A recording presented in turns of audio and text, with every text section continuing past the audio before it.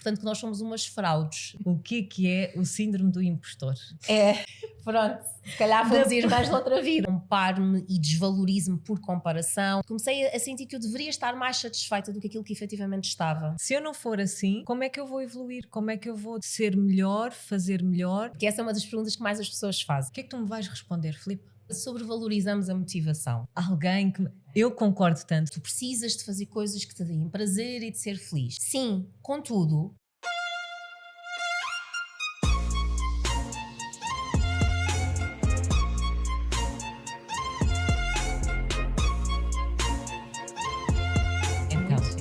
Ora, vou apresentar-te, vou começar por te apresentar ali para a câmara. A minha convidada de hoje é psicóloga clínica, palestrante, autora, CEO e diretora clínica do coletivo Transformar. O seu mais recente livro chama-se Síndrome da Impostora e eu tenho aqui comigo e está assinado. E este é precisamente o nosso tema de hoje. Comigo, no Olha Quem Pode, eu tenho Filipa Jardim da Silva. Olá, Raquel! Finalmente fizemos este nosso episódio acontecer. Mas olha, deixa-me só começar por dizer isto. Eu vou ser sincera, eu não li o livro. A Filipa trouxe-me agora o livro. Ai, estava à procura da minha dedicatória. Que eu disse, olha, tens que escrever. Ela disse, mas tu achas que não está escrito? Claro que está escrito. E eu disse, olha, Filipa, ainda bem que eu não li o teu livro, porque as perguntas que eu já tinha feito aqui para nós conversarmos hoje são perguntas, vêm de um lugar muito inocente, muito... eu já ouvi falar tantas vezes deste termo, mas o que é na verdade o síndrome do impostor? Síndrome da impostora. Porquê impostora? Porque foste tu que escrever, bem, já vamos falar sobre... Espera, vá, já vamos falar sobre isto tudo, vá. Então, a minha primeira pergunta para ti é exatamente esta. Acho que quem está na internet, quem passeia pela internet diariamente já ouviu este termo alguma vez. Eu já ouvi. E já o apliquei algumas vezes também. Mas, na realidade... Filipa Jardim da Silva, o que é o síndrome do impostor? Sim. Olha, obrigada, estou mesmo contente de estar aqui contigo. Então, olha, o síndrome do impostor é muito, se nós quisermos simplificar, é como se fosse uma voz interna que nos vai colocando em causa a todo momento, que nos vai questionando de uma forma corrosiva e muito, muito, muito intensa, até ser tóxica, o nosso valor, a nossa competência, e leva-nos mesmo a acreditar que nós não somos aquilo que os outros acham que nós somos, portanto que nós somos umas fraudes, daí o conceito de síndrome do impostor. E esta experiência psicológica acaba muitas vezes por nos fazer adoecer, por nos fazer levar aqui em escolhas e em opções de vida que não seriam aquelas que nós tomaríamos se nós nos valorizássemos mais, porque imagina, isto é uma caixa de som e nós todos os dias temos muitos pensamentos. Todos nós temos pensamentos críticos, temos uma insegurança. Com certeza. Mas a diferença entre uma insegurança saudável e esta voz que nos leva a achar que somos impostores ou impostoras é a intensidade, é a forma como impacta na nossa vida, é o nível de sofrimento emocional que nos gera. Então é mesmo algo que não se vai ver, olhar para ti. Portanto, eu posso olhar para ti e dizer, tu pareces uma mulher confiante, tens esta evidência de seres bem-sucedida, porque tens X alunos, X seguidores, X pessoas a trabalhar contigo, e isso, para esta voz interna, não significa nada. Aqui o combustível até muitas vezes o sucesso é combustível para este síndrome do impostor. Mas eu não achei que fosse uma coisa tão... espera, se calhar eu é que também estou a fazer aqui na minha cabeça. Isto é pesado? Isto é uma coisa muito pesada? Que nós podemos não sentir como pesado a partir do momento em que vivemos com ela. Ok. Mas tem um impacto pesado. Isso. Tem um impacto pesado. Porque a síndrome do impostor nós vivemos numa sociedade que fomenta muito a avaliação, que fomenta muito a pressão, a comparação. Basta termos andado numa escola, independentemente de ser pública ou privada, nós temos um paradigma em Portugal, e não só em Portugal, mas nós temos em Portugal um paradigma educativo muito assente na comparação. Portanto, nós temos o quadro de honra, quem é que teve 5? Quem é que foi excelente? Nós premiamos a excelência. Quando é que os pais são chamados à escola? Para elogiar ou para reclamar quando o menino não aprende, ao mesmo ritmo que os outros, ou quando se porta mal? Portanto, nós destacamos mais o negativo. E não é só na escola, é na vida no geral. Portanto, muitas empresas, existem reuniões de feedback quando algo não corre bem. Portanto, nós não nos chamamos uns aos outros para nos elogiarmos, nós colocamos mais holofotes no negativo. Isto, a par desta cultura da escassez, portanto, de colocar sempre o holofote no negativo, de colocar sempre o holofote naquilo que podia ser e não naquilo que foi, naquilo que o outro tem e não naquilo que eu tenho. São muitos fatores socioculturais que vão nos fazendo crescer com esta voz interna e com esta matriz, se quiseres, em termos de mentalidade interna. Mas, por exemplo, se tu tiveres essa insegurança em ti, o elogio vai ajudar realmente? Ou tu vais receber esse elogio, ele vai entrar, tu não vais sequer assimilar, vais continuar a pensar exatamente da mesma forma, mesmo que recebas todos os dias um elogio. Exatamente. É como se eu tivesse uma capa protetora ou impermeável. Mas se vier, sabe bem, tu queres o elogio. Isso. Mas ele não fica. Mas se vier uma crítica, aí nós mudamos para a capa Teflon e fica tudo colado. e puxas para uma fica tudo colado. Ou seja, tu podes ter uma crítica negativa e 10 elogios. Tu vais estar uma hora a remoer e a ruminar na crítica negativa. Eu pergunto isto até, sabes porquê? Porque eu e ele começámos a fazer uma coisa, já há uns tempos para cá, que achamos que faz sempre muito sentido, que é, sempre que vamos a um sítio e gostamos da pessoa que nos atendeu, do serviço, o que seja, nós vamos sempre fazer um elogio. Perguntamos onde é que eu posso elogiar, seja num livro, seja... Hoje em dia até já nem me dão um livro, hoje em dia aqui neste QR Code. Claro. E já estou eu a sair da loja e a deixar uma review, 5 estrelas, se eu andar... Isso é mesmo importante, até porque imagina, quando estás a fazer isso ao outro, também te estás a modelar a ti própria. Portanto, estás a ajudar o teu cérebro a destacar o positivo não só no outro, mas também em ti. Isto depois serve de espelho para nós mesmos. Por essa não esperava, mas entendo, sim. Portanto, nós também temos esse reforço, e mesmo enquanto sozinhas ou enquanto casalos ou mesmo com crianças, chegarmos ao final do dia e fazermos este exercício, por exemplo, à hora de jantar, de olha, destaca-me aí 3 coisas que te correram bem no teu dia ou que tu gostaste do teu dia, o que é que tu aprendeste com elas? E diz-me aí uma que não tenhas gostado tanto, ou que correu mesmo mal, o que é que tu aprendeste com ela? E isto é um treino, lá está, deste músculo da gratidão que nós precisamos realmente desenvolver, porque tendencialmente nós temos este enviesamento cognitivo, tem a ver com a nossa história de evolução, que vamos sempre prestar mais atenção àquilo que potencialmente pode correr mal, porque é aquilo que potencialmente pode ser mais perigoso e nos pode ameaçar. Por isso, elogiarmos os outros de um lugar de autenticidade, obviamente. Sim. E depois, por espelho, também nos elogiarmos a nós e destacarmos o que é que há de positivo. Isso é super importante, porque nós somos muito melhores a dizer o que não gostamos em nós do que aquilo que gostamos, não é? E em sessão muitas vezes faço esse exercício em formações. É um dos exercícios que tens aqui? É um dos exercícios que tenho aí também. É que vocês não sabem, mas este livro vem com uns lapinhos. Quem comprou em pré-venda depois teve acesso aos lápis. Para fazer os exercícios que estão aqui dentro. É mesmo assim um incentivo. É mesmo um guia prático, ou seja, nada, nem fisicamente, nem psicologicamente, tu consegues mudar sem prática, sem treino. Isso. E eu costumo dizer, imagina, eu posso ler tudo o que eu quiser sobre abdominais e exercícios de abdominais. Se eu não fizer, eu não vou conseguir usufruir do benefício deles. É isso mesmo. Portanto, tu podes mandar todos os planos de treino que eu te pedir. Se eu ficar só a contemplá-los e não for para o chão e testá-los, não vai acontecer nada. É isso mesmo. Passado um mês eu vou te dizer, ai Raquel, sabes, eu estou a sentir que este exercício não é para mim, mas já experimentaste? Estou a sentir... Não experimentei propriamente, estás a ver? Mas estive a ver. Mas eu li. E vivi muitos vídeos e li. Exato. E é a mesma coisa quando as pessoas me dizem, já estive a ler sobre mindfulness, esta coisa do treino da atenção plena. Já estive a ler sobre gratidão. Filipa, não é para mim. Já treinaste, Exato. Já experimentaste, já fizeste alguma coisa, sendo que tudo aquilo que nós vamos fazer a primeira, segunda, terceira, quarta, quinta, 10ª vez não vai ser naturalmente prazeroso, porque nós não nos vamos sentir à partida competentes. Exatamente. E o nosso cérebro vai nos dizer por todo o lado, é esquisito, isto é estranho, que nós rapidamente interpretamos não gosto, é mau. E que nós precisamos de fazer a tradução. Não é mau, nem eu não gosto. Isto é novo, isto é diferente. Eu não me sinto tão competente. Que se tu me disseres, olha, vamos fazer burpees, ou vais fazer uma palestra, eu digo-te, olha, deixa-me fazer a palestra. Exato. Eu vou fazer burpees. Porquê? Porque sinto-me ali à minha praia.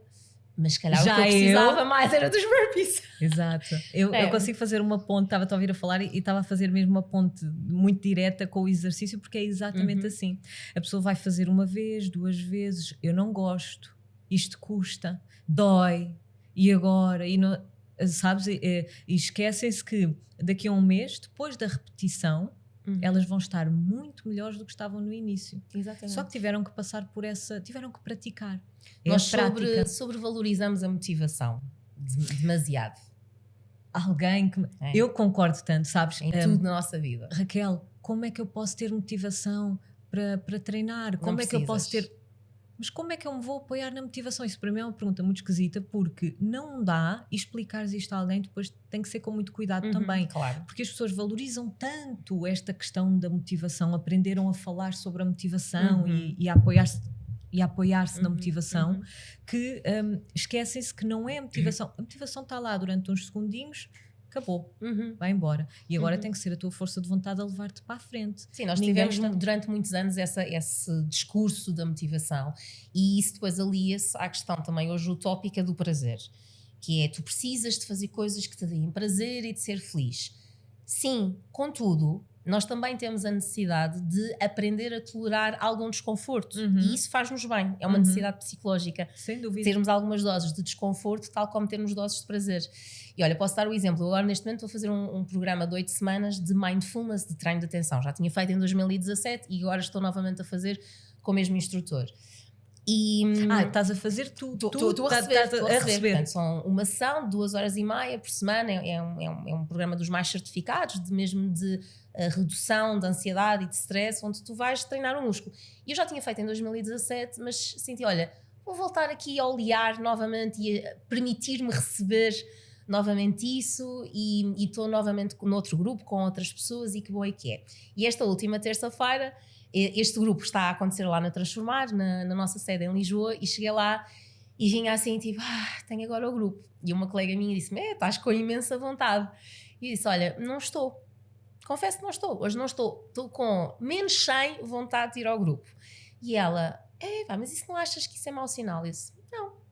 Olha, é o sinal do que é. Que eu estou num dia cheio, emocionalmente estou um bocado agitada, então o meu corpo está-me a pedir para extravasar e não para parar, mas eu tenho um compromisso e tenho um objetivo. Portanto, eu vou ao grupo.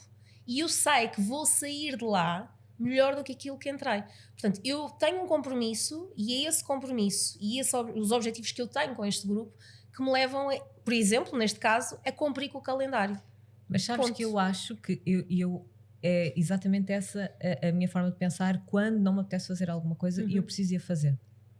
E, por exemplo, as pessoas acham sempre que eu estou muito motivada para treinar. Não estou. E então eu tenho esse discurso comigo. És humana. Eu sou humana. Olha, ainda ontem dizia isso numa mensagem. Humana, Raquel. Sabes, não somos máquinas, então nem sempre a coisa está virada para lá. E eu preciso ter esta conversa comigo. E o que eu sinto, diariamente, eu lido com muitas pessoas, não pessoalmente, o meu trabalho é no digital hoje em dia, mas lido com as minhas alunas, não é?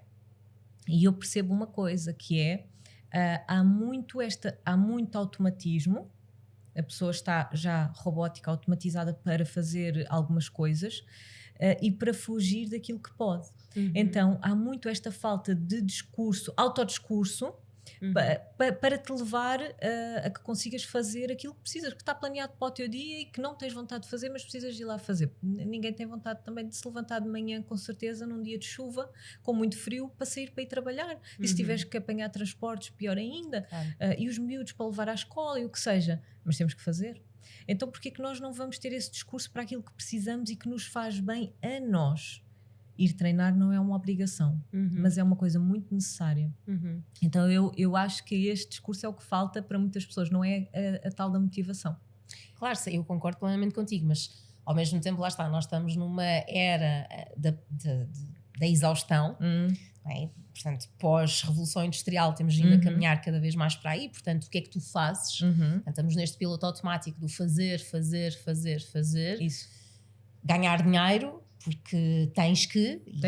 E basta olhares à volta e por mais que tu não queiras depois entrar por aí confrontas-te quando queres alugar uma casa ou comprar uma casa e pensas, aqui o meu contributo da sociedade não conta para nada. Eu no outro dia estava a pensar nisto, estava com uma situação familiar e estava a pensar, bolas, se eu entrar naquele hospital privado e disser, olhem, sabem que eu sou psicóloga, que eu há 17 anos que dou o meu melhor aqui e acolá e que até já fiz e faço voluntariado, será que isto vai contar alguma coisa? Não. É isso. Só me vão pedir o cartão de crédito, exatamente, multibanco. Exatamente. E isso obviamente que te leva para este lugar de ok, então eu tenho que jogar um bocadinho também efetivamente as regras do jogo. Então nesta dinâmica que te convida muito à exaustão, que te convida muito ao piloto automático, o que é que também acontece? No momento em que tu tens 1 hora, 2 horas de intervalo de pausa, o teu cérebro vai gritar por prazer em doses instantâneas. E é aí que o nosso cérebro também nos vai dizer, olha, mas é um prazer que seja fácil. Sabes, que seja mesmo prazeroso. Mesmo prazeroso e fácil. Tipo, abrir uma caixa de gelado. Isso. Um scroll numa rede social, passar séries na Netflix. Uma cadeira confortável. Esse tipo de prazer. Umas compras online. Ai, uau! Mais uma vez. Exatamente. Pronto, porque isto aqui é um prazer muito rápido e instantâneo que também te anestesia. Entorpece. Verdade. E, portanto, em termos de esforço, zero. Claro que em termos depois de retorno, nós sabemos que não é um recurso muito eficaz, porque quer dizer, é eficaz no momento, mas depois vai-te trazer mais problemas do que soluções. Mas naquele momento, então às vezes eu acredito mesmo, quando nós explicamos este quadro todo às pessoas e que lhes damos informação como tu também fazes, acho que as ajudamos a no fundo deitar por terra algumas ideias pré-concebidas que podem ter, como terem sempre vontade de ir treinar, ou como terem o tempo ótimo e perfeito para treinar, ou então se naquele dia não têm aqueles 45 minutos para fazerem o teu treino, não fazem, portanto perdido por 100, perdido por 1000. É verdade. Próxima segunda, Raquel. E se calhar é mais esta ideia de nós falharmos com qualidade, que é, olha Raquel, não fiz o teu treino de 45 minutos porque o meu dia correu todo ao contrário, mas fiz 15. É isso mesmo, e digo-te já que eu sou especialista em munir as minhas alunas de treinos antidesculpas. Plano B, plano C. Completamente. Não queres seguir o teu plano? Olha, então não estás com motivação, tens uma aula guiada que eu estou lá a falar o tempo todo, estou a sofrer contigo, estamos a rir, estamos a conversar, bora. Mas também não serve, queres uma coisa mais pequenina? Olha, tens uma aula de 8 minutos. Exato. Como é que tu não tens 8 minutos? Eu tento logo, claro. Porque eu já sei quais são as desculpas, então a minha tendência é sempre esta ir... E que nos leva a lugares de muito desconforto, estás a ver? Porque imagina, total. Quando tu me paras aí e dizes, Filipa, não tens 8 minutos para ti, o que é que tu me vais responder, Filipa? A questão é que eu se calhar vou a um lugar muito difícil para mim, porque se calhar se eu te disser, pois é, agora que me perguntas, não tenho 8 minutos para mim, mas sinto que não tenho. Mas são 8 minutos. E é muito fácil sentir que tenho minutos no dia para toda a gente, menos para ti. É exatamente isso. Tenho uma aluna que grava muitas vezes os vídeos porque depois isto torna-se até inspirador para outras alunas e tal. Então ela, ainda ontem aconteceu, a gravar o treino dela, acho muita graça, ali no speed, a imagem muito rápida. Ela a fazer o jantar no forno e ela a treinar naquele espacinho da cozinha, e ontem até dizia, ainda recebi uma visita e não parei de treinar, e foi real, estava lá uma pessoa ao pé dela na cozinha e ela não parou de treinar. Eu acho isso de uma força de vontade e de uma praticidade, sabes, que é muito mais forte do que a desculpa. Claro, porque ela sabe que hoje há de estar superior do que estava no dia 1, no dia 2. Sem dúvida. Portanto, é um músculo, não é? Que nós sentimos que vamos treinar. Olha, e tu achas que agora, há bocadinho estavas a falar de família e eu estou a falar assim de pessoas até de círculo próximo. A tua família e o teu círculo próximo, que seja amigos, as pessoas com quem mais lidas, elas podem ter algum peso nesta síndrome? Sem dúvida alguma. Podem ter muito peso, porque no fundo estas pessoas vão dar o tom também, vão contribuir para o tom dos teus pensamentos e do teu diálogo interno. Portanto, estas pessoas reforçam perfeccionismo ou reforçam flexibilidade? Reforçam rigidez ou não? Porque, ou seja, elas não precisam de propriamente mandar-te abaixo. Não, de todo. Outras formas. Sim, porque repara, o amor tem muitas formas e a verdade é que nós às vezes magoamos uns aos outros de uma forma muito inconsciente. Nós fazemos aquilo que melhor podemos, mas às vezes de um lugar de repetição nós acabamos por nos magoar uns aos outros sem querer.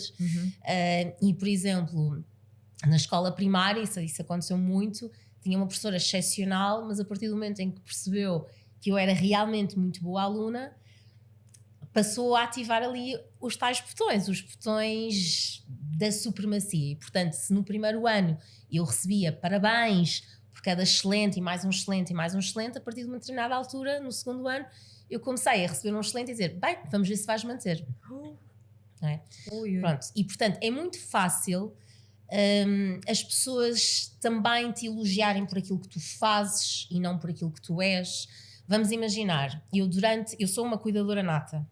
Portanto, aliás, no livro, eu escrevi o livro no feminino, tu há bocadinho perguntavas, porque a prevalência da síndrome do impostor é, pelo menos daquilo que têm sido os estudos e a investigação, é superior em mulheres e em minorias. Era uma pergunta que eu te ia fazer. E daí eu também ter feito essa opção, e porque me pareceu realmente que eu queria privilegiar essa comunicação de mulher para mulheres, embora verdadeiramente esse livro já tenha sido lido e acho que vai continuar a ser lido por muitos homens, e portanto não é um livro que discrimine nenhum homem. Sim, não é escrito propriamente, não é propriamente para mulheres, mas eu senti que merecia colocar o título no feminino e que todo o livro está efetivamente escrito no feminino, até porque se durante tantos anos nós lemos no masculino também para mulheres, eu acho que não faz mal aqui alguns homens poderem ler no feminino. Exatamente. Enquadrando-se aqui.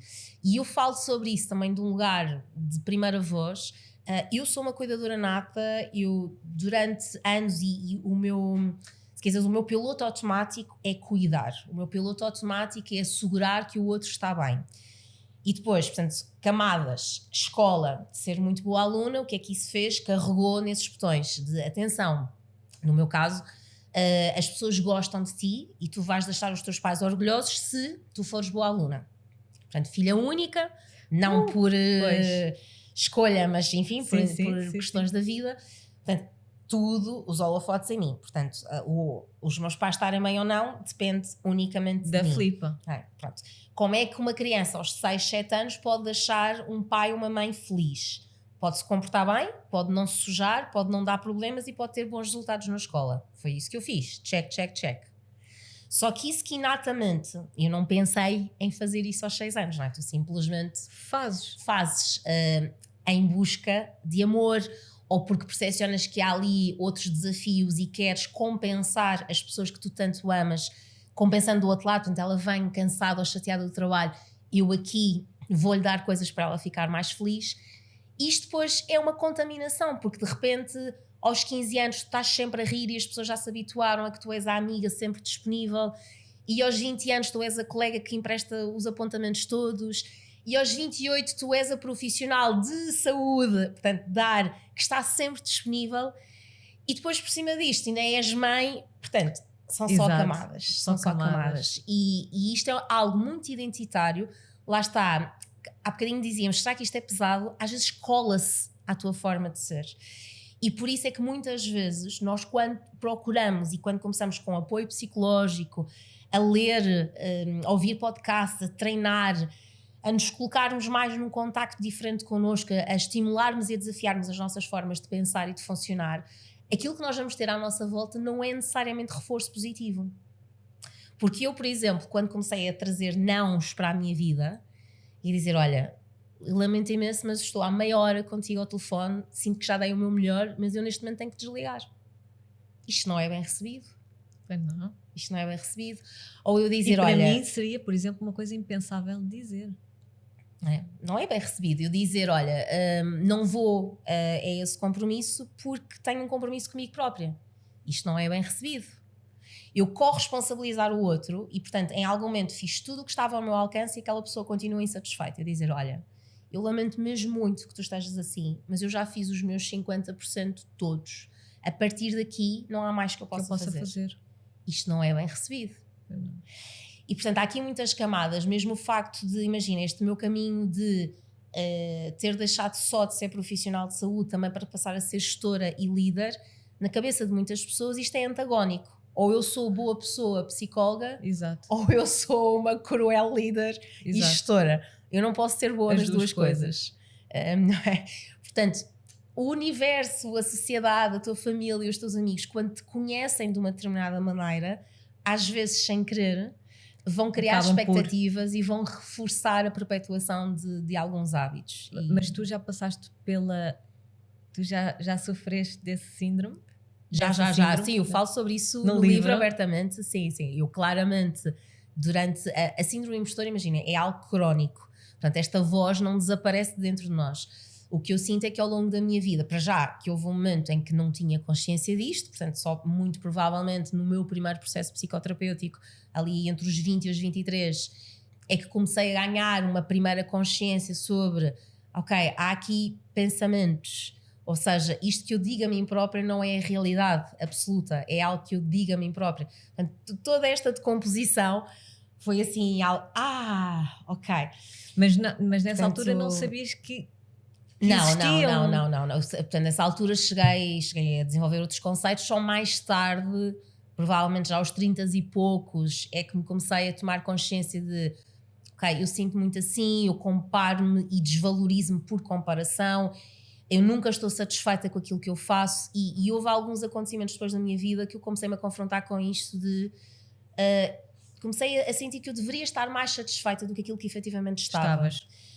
E porquê é que não estava? Porque se calhar efetivamente deveria estar. Comecei-me a sentir às vezes numa rodinha, numa escada rolante de insatisfação crónica, que é, eu disse que era tão importante conquistar isto, conquistei, e agora já estou a desvalorizar o que conquistei. Ele acabou... Pronto, se calhar fomos irmãs de outra vida. Ele acabou de apontar para mim e eu olha, isto foi automático de eu olhar para ele porque eu sabia, porque eu comecei a ficar preocupada ao ouvir-te a dizer isto porque é uma constante na minha vida, Filipa. Pronto. E a questão é como é constante, tu dadas tantas naturalizas de eu sou assim. Sim, naturalmente. Mas tu não tens de ser assim. Isso foi uma aprendizagem, isso foram formas de pensar e de te olhares para ti que tu desenvolveste, que foram sendo reforçadas, só que agora depois em algum momento até é injusto para ti tu não usufruires das tuas conquistas. Sim, completamente, mas se eu não for assim, esta pergunta não estava aqui, mas eu agora, estás a ver porque é que eu gosto de não saber, se eu não for assim, como é que eu vou evoluir, como é que eu vou ser mais, ter mais, ser melhor, fazer melhor? Olha, a tua pergunta é ótima, porque essa é uma das perguntas que mais as pessoas fazem, que é, Filipa, então como é que eu vou continuar a evoluir se eu não sou exigente comigo? Ser exigente comigo, ou até ter brio comigo, como é que há de ter que interferir no nível de mérito que eu dou a mim própria? Portanto, vamos imaginar, tu dizes, eu quero ter a aplicação de referência em fitness em Portugal. Pronto, muito bem. Tens esse objetivo, trabalhas para isso. No momento em que tu tens uma primeira conquista, que é a minha aplicação está de pé e funciona bem, a minha aplicação chegou aos 5.000 alunos, a minha aplicação chegou aos 10.000 alunos, tu tens que ir celebrando estas conquistas intermédias, porque se tu vais esperar que a tua aplicação chegue a 10.000 ou 10 milhões, neste caso, de alunos, para celebrares, então como é que tu te vais abastecendo no processo? Portanto, a questão é, tu podes estar focada nos 10 milhões, tudo bem. Mas não significa que tens de deixar de apreciar... De apreciar o caminho e de apreciar a conquista, que é, a aplicação foi lançada. Isto era antes, era um projeto no papel, agora está aqui lançada. Sabes, já é real. Eu estou a entender tão bem o que estás a dizer. E eu consigo fazer isso em coisas mais pequeninas e se calhar não consigo fazer tão bem isso em coisas maiores. Não te sei explicar bem. Um dia eu saí de casa dos meus pais, fomos viver juntos e alugámos a nossa casinha. Aquilo, naquela altura, era uma coisa... Grande conquista. Uma grande conquista. Posso sair da casa dos pais, é tipo, uau. Deixou de ser suficiente. Um dia eu sonhei muito ter o meu negócio próprio. Abri o meu primeiro estúdio, já não estou satisfeita. 5 meses depois estávamos a ir para um espaço 3 vezes maior. Isso é uma tendência de autodesvalorização que depois também tem muito a ver com o nosso... Nós temos um contexto cultural em Portugal que fomenta muito isto, sobretudo para nós mulheres. E é o que eu digo, nós sofremos de humildade tóxica. Eu cresci a aprender que se eu quero ser uma boa mulher e uma boa menina, eu tenho que agradecer, não reclamar isso. E ter cuidado com aquilo que eu desejo. Porque isso de ser muito ambiciosa também não fica bem. Portanto, esta humildade tóxica leva-me às vezes, ou levou-me durante muito tempo, e está cá, lá está, lanças um livro, posso dizer, quando lancei o meu primeiro livro e fiquei muito feliz e depois pensei, rapidamente, já tantos psicólogos lançaram livros, mas eu nem fui para uma segunda edição. Mas o que é? Acabou. Passado muito pouco tempo, aquilo que tinha sido um sonho concretizado e um trabalho de meses era um poço de críticas. Olha que injusto. Olha que injusto. E eu tinha o meu marido a olhar para mim e dizer, mas não estou a perceber porque é que está... Eu estou a ser realista. Olha, não foi para uma segunda edição. Eu tenho que ser realista. Agora não me venhas puxar o ego, tenho que ser realista. E olhando para trás, isto não é ser realista. Ou seja, ser realista é poder dizer, olha, para já... Será que eu tinha o objetivo que o livro fosse a segunda edição? Na altura eu tinha o objetivo de lançar o livro. Quanto mais uma segunda edição. Certo. De lançar o livro. E para quê? Por temas de, eu quero ser autora. Não. Quero cumprir com o meu sonho de menina de escrever um livro de psicologia que possa ajudar os outros. E depois olha o quão injusto isto é, eu vou estar a quantificar então a qualidade daquilo que eu dou em função dos números. Portanto, se o meu livro for um best-seller e chegar a 10 milhões de pessoas... Muito bem, nice. Fiz o meu trabalho. E as 1000, se eu chegar só a 1000 e mudar ou contribuir para mudar a vida daquelas 1000, não chega? Está. Não é? Porque nós estamos sempre nisto, eu alugo uma casa, mas tenho uns amigos que compraram. É isso. Eu estou lá está, olha, há quase 4 anos eu e o meu marido comprámos pela primeira vez o nosso apartamento. Saímos do centro de Lisboa, comprámos o nosso apartamento. E depois tenho amigos a dizer... Mas já não sentes que agora já te apetecia ir para uma moradia? Eu digo ao malta, eu estou ótima! Eu estou ótima como estou. Mas não achas? É isso. E repara, Raquel, eu estou a dizer isto é um diálogo que eu tenho comigo própria, que é, mas será que o facto de não estar na minha agenda presente, querer ter uma moradia, faz de mim uma pessoa mais ambiciosa ou menos ambiciosa?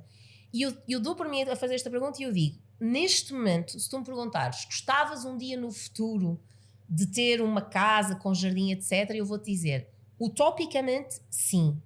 Mas neste momento não é a casa que eu preciso, não é a casa que respeita as minhas necessidades, nem o meu orçamento, não é a casa que neste momento se encaixa na minha vida, ponto. E eu estou feliz onde eu estou, muito feliz mesmo. Não é tão bom. Por vários motivos. Então, é um bocadinho este autodiálogo, sabes, que precisamos de fazer. Agora, nós vivemos, lá está, na era da comparação. Espera, que eu tenho aqui uma pergunta sobre isso, porque eu vi uma... exatamente por causa de uma publicação tua, que eu vi, até vou ler para não me enganar. Hoje em dia, com as redes sociais, tu fizeste esta publicação, uma grande tendência de nos compararmos. E é uma comparação a vários níveis. Esta publicação já tem algum tempo, mas eu achei-a muito pertinente. Esta comparação, esta era das redes sociais, esta comparação que existe, inevitável, hoje em dia, Filipa, porque tu abres as redes sociais, é vidas completamente fora de série, fora do normal. Os certos de vidas, que são sempre os certos fora de série. Isso. Ai, tu és. Certos de vidas fora de série. Isto vai prejudicar, vai fomentar ainda mais esta síndrome? Vai moldar de forma a que eu sinta que nunca sou suficiente e realmente... Mas como? Porque esta síndrome não é uma conversa que tu tens contigo mesma em que dizes assim... mas que raio... Realmente... ok, pronto, olha, já atingi isto. Mas realmente como? Como é que eu cheguei aqui? Se tu chegaste lá, então porquê que te estás a deixar comparar com outras pessoas? De que forma é que isto te prejudica? Nós somos seres sociais. Portanto, novamente, nós vamos sempre nos comparar um pouco uns com os outros. Nós temos como referência, nós precisamos uns dos outros em alguma dose, somos interdependentes. Portanto, uma coisa é codependência e outra coisa é interdependência. Portanto, nós todos precisamos de um reforço positivo, de afeto, de nos sentirmos a pertencer a algum grupo. Nós precisamos disso. Portanto, a comparação vem muito por aí de eu preciso de ter reforço positivo, ter validação, os gostos, os comentários, os seguidores. Portanto, todas estas redes sociais, como o Instagram, foram feitas a pensar em todas as nossas componentes humanas e naquilo que é um reforço muito rápido para o nosso cérebro. Os emojis, as reações, portanto, é tudo muito, muito, muito viciante. Portanto, novamente, nós não podemos diabolizar a comparação nem as redes sociais, na minha perspectiva. Aquilo que nós podemos é trazer consciência e fazer um uso de redes sociais mais consciente, mais inteligente. Será que eu acordar de manhã e a primeira coisa que eu faço é fazer um scroll numa rede social é uma boa prática para mim? Se calhar não. Se calhar mesmo as legendas que eu estou a colocar internas, ou seja, quando vou ver outras pessoas numa rede social, sejam colegas de profissão, sejam pessoas que eu admiro, se calhar eu preciso de estar atenta a esta legenda interna de, vamos imaginar, estou-te a ver a ti e digo assim, a Raquel já treinou hoje. Pois é, pensamento automático, ainda não treinaste nem esta semana, quanto mais hoje. Okay. E eu preciso de trazer a atenção a isto e dizer, olha, vamos voltar à primeira parte. A Raquel treinou hoje. Isto não é bom para ela? Não era por ela que estavas feliz? Não estavas a admirar isto? Vamos ficar primeiro aí. Que bom. Que bom que eu conheço uma pessoa como a Raquel. Que bom que eu sigo uma pessoa como a Raquel. Isto inspira-me. Agora, pausa. Vamos à segunda parte. Estás insatisfeita contigo porque não treinaste esta semana? Então vamos refletir sobre isto. O que é que está a acontecer esta semana? O que é que te levou a fazer essa escolha? O que é que te levou neste piloto automático não teres treinado? Que dificuldades? Então vamos usar isto, lá está, numa ótica de um diálogo construtivo e não naquele registro automático de pois é. Eu ainda não. Eu ainda não fui, eu ainda não tenho. Ou então vamos para o outro lado, que é, mas a Raquel também tem uma vida. Se eu tivesse esta vida, se a Raquel trabalhasse no escritório como eu. Exatamente. A vida dela é treinar. Caramba, claro que ela teve que treinar. Portanto, isto são sempre duas bifurcações, que é ou eu vou cascar em mim ou eu vou cascar em ti. Exatamente. E ao final do dia, o que é que isto me cria? Desresponsabilização, impotência, desempoderamento. Por isso é que a ideia de trazermos consciência para isto é que quer eu te esteja a apontar o dedo a ti ou quer eu esteja a apontar o dedo a mim, o resultado é exatamente igual. Eu não saio de onde estou, eu não mudo nada em mim. Sim. E pelo contrário, eu só fico na frustração. Completamente. Daquilo que eu queria eventualmente ser e daquilo que eu não sou. Então é tão importante trazermos esta consciência com mais atenção plena, com mais este autodiálogo interno, porque nós às vezes podemos estar a ver efetivamente muitas coisas e dizer, uau, isto é incrível, mas não é para mim. Não é para mim no sentido em que não se identifica comigo. Isso. É incrível para aquela pessoa, mas eu não me sentiria bem com isto. Isto não se cruza com os meus objetivos de vida, não se cruza com a fase de vida em que eu estou agora. Porque às vezes é muito mais fácil tu dizer eu ainda não sou, eu ainda não tenho. Mas espera, mas eu queria. Mas e se fosse uma realidade minha? Era fixe. Exatamente. Sabes, é muito mais fácil de tu apontares aquilo que ainda não tens ou que não és ou onde não chegaste do que realmente pensares mas era mesmo para mim isto. Porque tudo te grita isso, Raquel. E o tema é esse, tudo te grita e eu tenho falado muito sobre isso. Durante algum tempo usei esta expressão de ser a melhor versão de ti própria. E neste momento eu deixei de usar essa expressão e é uma expressão que eu assumo que deixei cair na minha linguagem profissional e pessoal, porque a pessoa que eu sou hoje e os conhecimentos que eu tenho hoje não eram os mesmos daqueles que eu tinha uns anos atrás. Então quando eu dizia isso há uns anos atrás, há se calhar 4, 5 anos atrás, eu dizia isso de um lugar de, olha, eu quero-te ajudar a seres a melhor versão de ti próprio, portanto eu quero-te ajudar a desenvolver. E entretanto, isto começou-me a criar desconforto interno, esta expressão de, e se tu não quiseres ser a melhor versão de ti próprio? Aliás, o que é a melhor versão de ti próprio? Ai, acho tão interessante estares a dizer isso, porque... E se tu quiseres ser uma versão porreira de ti próprio, suficientemente boa. Uma versão ok de ti própria. Mas olha, isso usa-se muito no fitness também. Claro. Mas eu nunca tinha pensado dessa forma porque no meu entender uma pessoa que quer começar a fazer exercício por alguma razão, seja razões estéticas, seja o teu físico não está satisfeito, seja pela tua saúde, o teu médico mandou-te fazer exercício, que seja, ou o conjunto destes fatores todos, que para mim é o combinar perfeito. Claro. Para mim é realmente estás à procura ou estás em busca de uma versão tua mais saudável, mais, quem sabe, mais feliz, mais realizada. Mas que não tem que ser a melhor. Mas que não tem que ser a melhor. Pronto. É isso, é mais feliz, mais realizada, mais ativa, mas que não tem que ser a melhor. Que isto agora flipa. Filipa Jardim da Silva, minha querida, não sei se tens noção, mas tu agora estás-me a pôr aqui num barbicacho. Estás-me a pôr num barbicacho porque eu sinto que agora tenho que alterar aqui uma série de coisas de comunicação. Mas olha, porque o que estás a dizer faz muito sentido. Mas se fizeres isso só mostra como tu és uma mulher curiosa e corajosa, porque a qualquer momento atualiza. Posso mudar. Atualizas. Atualizo. Não estás a ser incoerente quando as pessoas dizem, então, mas tinhas isso até no teu site, se calhar até num site mais antigo, se calhar ainda tenho lá. Sim, mas eu posso me atualizar. É muito interessante. E à medida que eu sei mais, ou que sei mais no sentido em que acedo a outras formas de pensar, porque é que eu tenho que ficar refém daquilo que eu dizia antes? E no fundo é tu poder. Eu não estou a dizer algo diferente, o que eu estou a dizer é de uma forma diferente. Exatamente. A tua intenção é a mesma. Mas é porque realmente, se tu pensares nesta expressão de vou-te prescrever um plano e vou-te ajudar para tu seres a melhor versão de ti própria. Isto hoje em dia, para mim, na minha sensibilidade e deste trabalho da questão da vulnerabilidade e do síndrome do impostor, é muito esmagador. Eu sinto isto como uma grande pressão. Eu estou a dizer a alguém que ela tem que ser a melhor versão dela própria. Mas isso é porque tu dás realmente importância à palavra. Sim. Porque a maioria das pessoas hoje em dia diz muitas coisas porque se diz, ou porque fica bem. Ou seja, tu nem pensas realmente no que é que isto força está da palavra. Exatamente, só que a palavra tem muita força. Tem muita força. As palavras não são só palavras. Modelam-nos quimicamente. Sem dúvida. E isto agora...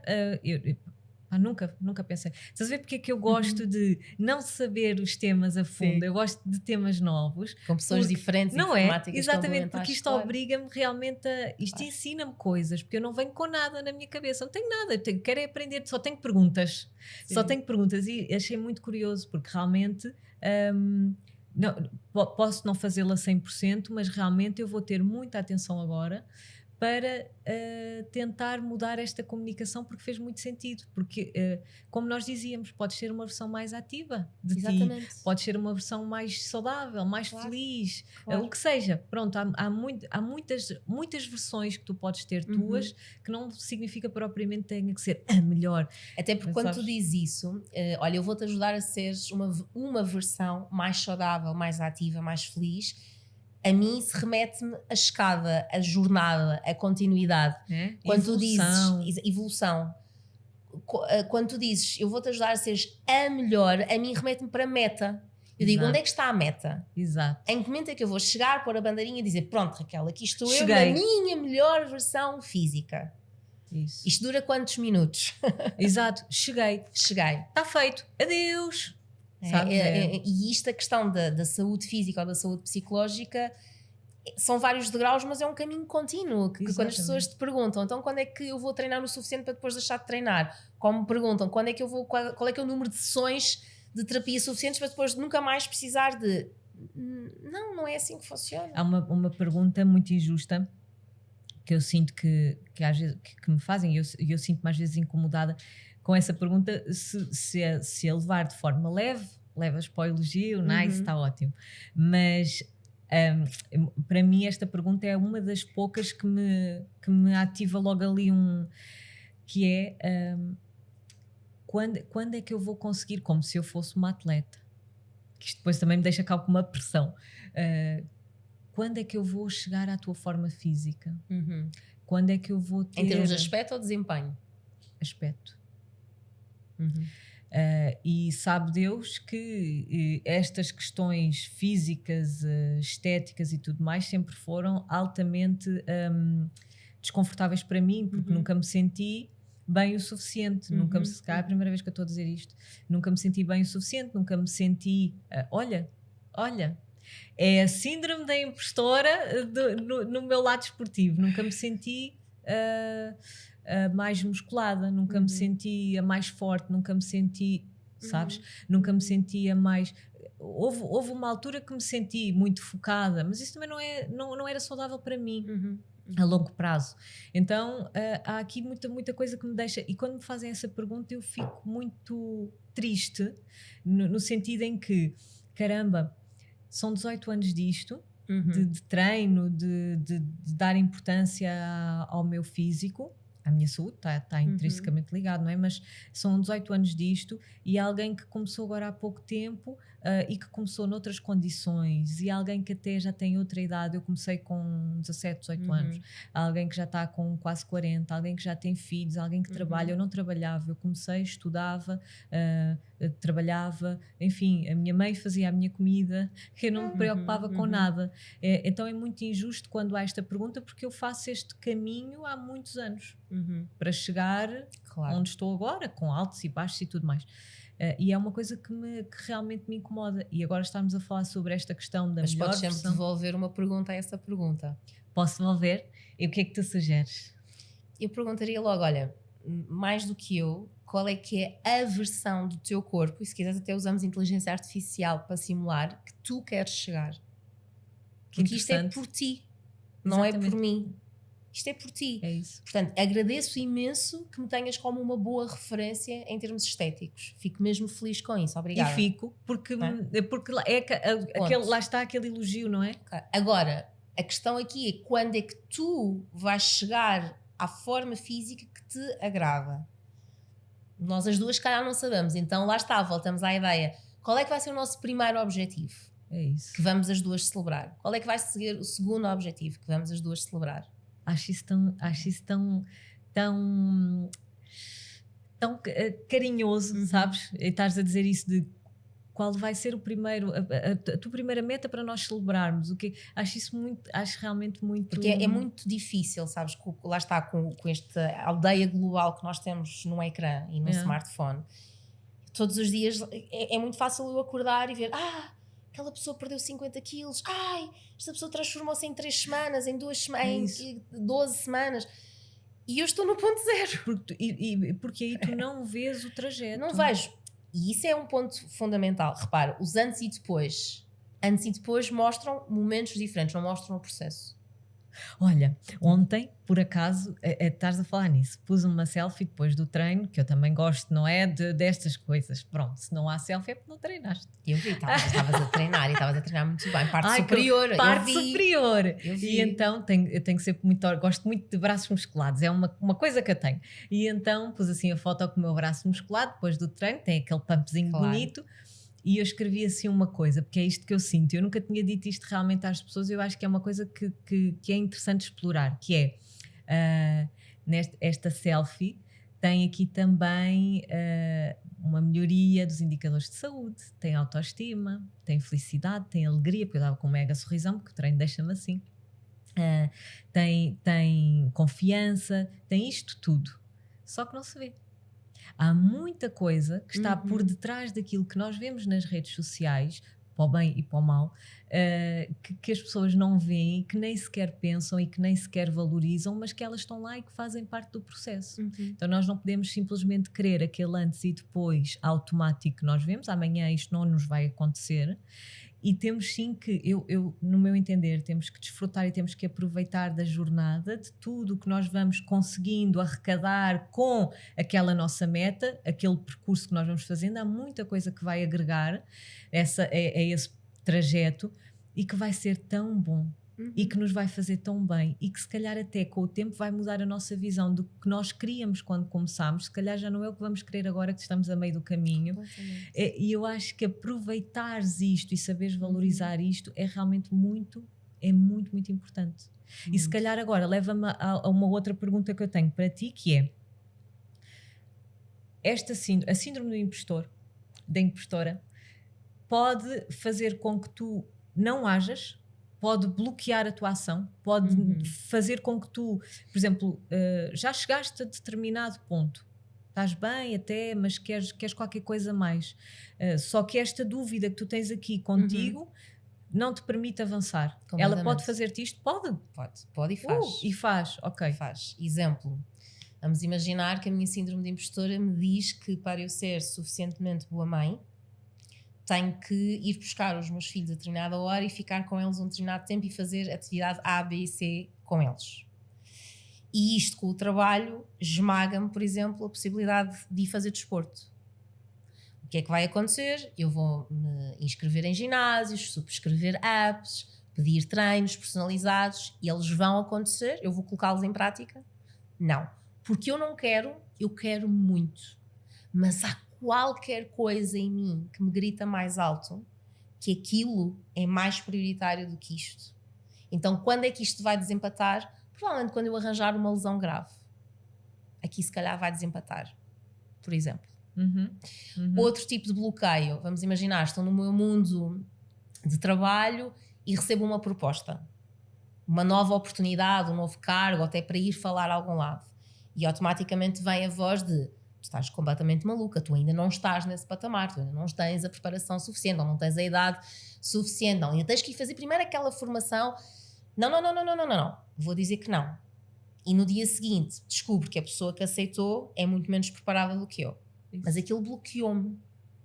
Eu não fui capaz de ocupar o meu lugar. Eu não fui capaz. E repara, não é...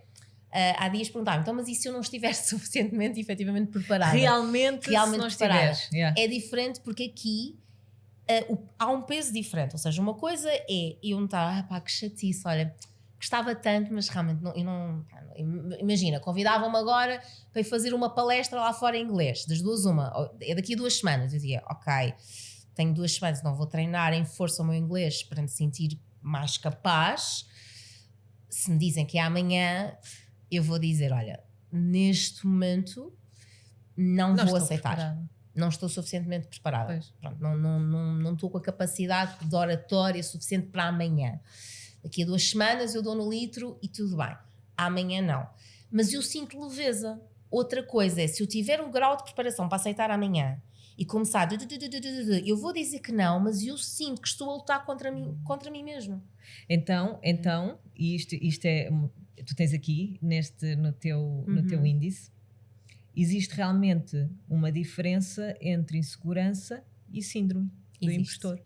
Existe. E é isso que nós precisamos de quantificar e nos conhecer. Mas não é fácil de perceber. Não, por isso é que nós precisamos de informação, Raquel. Lá está, nós não nos somos ensinadas. Nós passamos muitos anos da nossa vida na escola. A mim, pessoalmente, nunca ninguém me ensinou na escola quais é que são as emoções primárias. Nunca ninguém me ensinou na escola o que é isso de resiliência, de assertividade, de empatia. Eu não aprendi.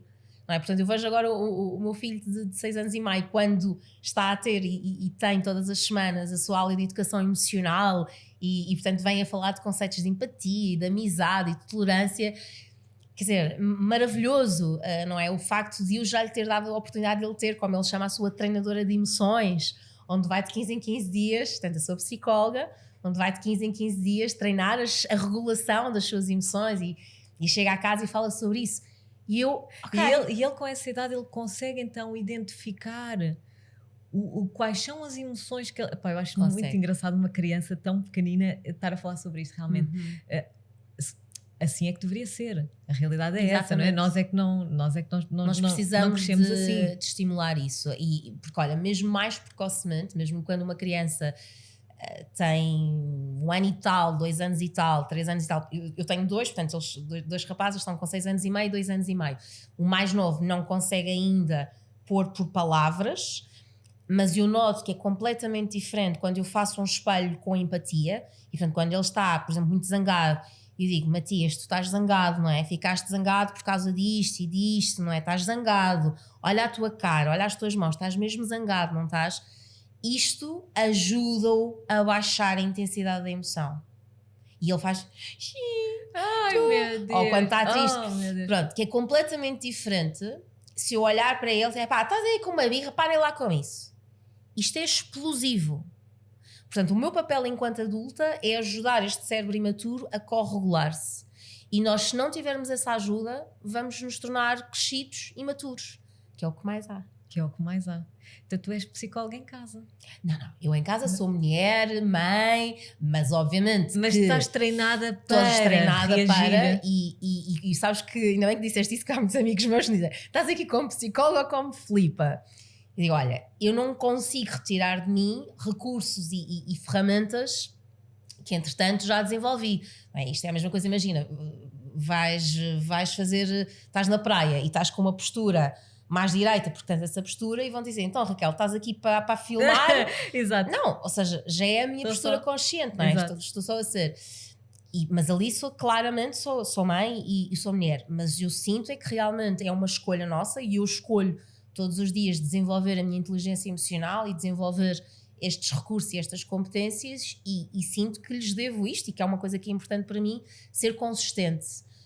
E portanto eu não vou estar a aplicar uma coisa no trabalho e depois em casa esquecer tudo, não dá, eu fazer acho aqui um reset. Agora, Exato. acho que é importante nós termos esta consciência que qualquer competência, seja a competência de lá está, fazer elevações, seja a competência de ser empático, de falarmos connosco mesmos, de nos levarmos a agir mesmo nos dias sem motivação. Tudo isto são músculos físicos e psicológicos que nós a qualquer momento podemos começar a treinar e fortalecer. E se calhar alguns músculos vão ser mais fortes de forma inata em nós, por questões genéticas, por questões de experiências de vida que nós não solicitámos e que aconteceram, por influências à nossa volta. Outros vão ser mais flácidos, mais vulneráveis, vão estar ali mais perros, mas todos nós, em qualquer momento, podemos desenvolver esses músculos físicos e psicológicos. Portanto, não há isso desta conversa de comigo, isso não resulta. Se não resulta, eu tenho que procurar outra forma, outro caminho, outro profissional, porque há um caminho que resulta comigo. Exatamente. Sempre. Só tens que descobrir qual. Tenho que descobrir e usar a minha responsabilidade e poder. Eu ia pedir uma forma de terminarmos o nosso episódio, mas eu acho que essa foi a mensagem perfeita. Ocupa o teu lugar na arena, como eu te disse no livro. Exatamente. Ocupa o teu lugar na arena. Olha, e tu tens aqui uma frase que eu também gostei muito, aqui na capa do teu livro. Quem não tem, depois também há de ter e há de olhar para ele e vai se lembrar disto muitas vezes. Tu não és uma fraude. Acredita em ti, acredita no teu valor.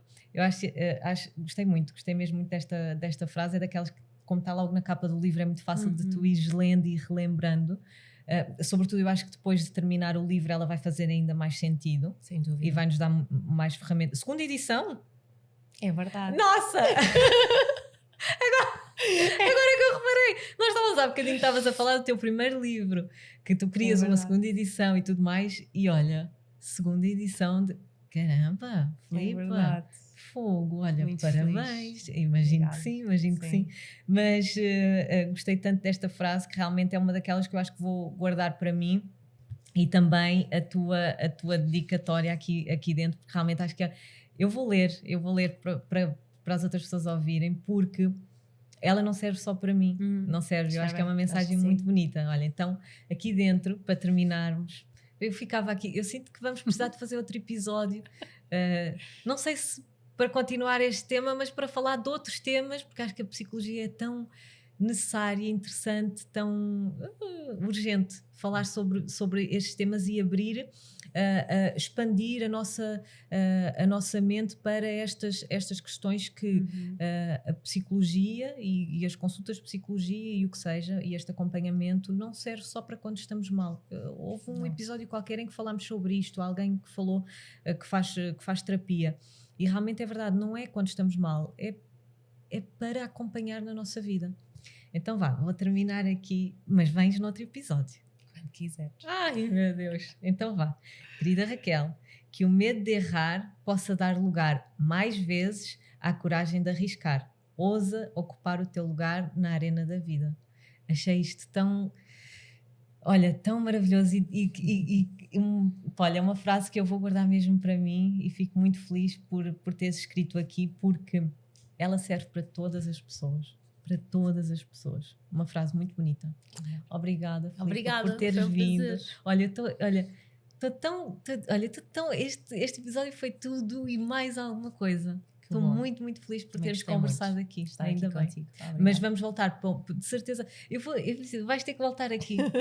Vamos falar sobre mais coisas. Vamos falar, depois também já de ter lido o livro, vamos voltar para falar sobre mais temas da psicologia, porque é tão bom conversar contigo. Eu só gostava que todas as pessoas tivessem esta oportunidade. É muito bom conversar contigo. Aliás, eu sinto que eu não falei, eu sinto que eu só te ouvi. Eu ficava a ouvir mais e mais e mais, porque foi muito bom. Obrigada. Obrigada, Raquel. Até ao próximo Olha Quem Pode.